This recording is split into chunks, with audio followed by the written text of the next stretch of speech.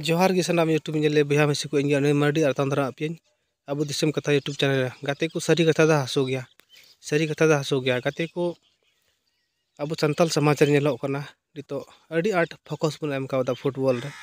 से night programme drama करे फालतू फालतू जिनिस रे खु दिमाग बु लगावदा मेनखाय नुंका जमावट नुंका जावरा निंका जुमिद दो सिर्फ फुटबॉल टंडी गे नेलो कना ड्रामा टंडी गे नेलो कना नुंका जुमिद दो तीस हों जिला कार्यालय से प्रखंड कार्यालय रे अबू हक अधिकार लगी बाबून चलाना फालतू फालतू जिनिस रे अबू टका पैसा को खर्चाएदा और अबुरेन आदिवासी सावता हों नागे मचु एकेवदा यदि तिहिन अबू बाबून को कोया जहाना जिनिस तो सरकार दो ना बाय माबुना अनेल दाड़िया कना पे तिना संगे हड़ को जमा कना तिना तिना तिना पैसा खर्चा कना नोआ रे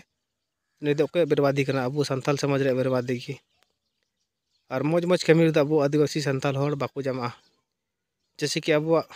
परब पुनई रहो अब संताल कोड़ा को इंटरेस्ट बाको हतावा नुकु पिया पुने हाड़ाम तेगी बाबा तको तेगी पूजा पाठ को ताबा और कोड़ा दो ना पूजा पाठ अड़ तायम तो चिकाते अरिचलिम चेत तमा बिहा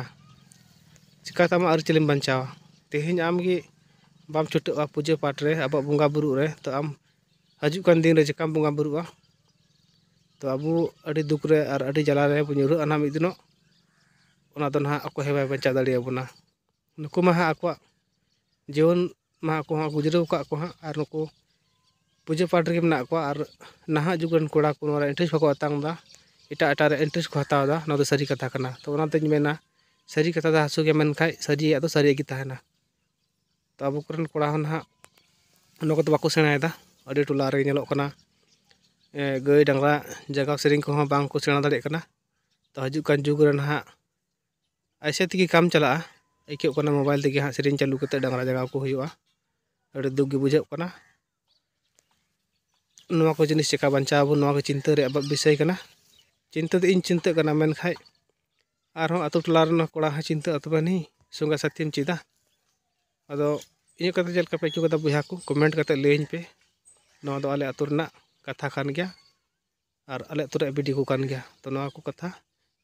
आप से सदर कदा जोहार गया।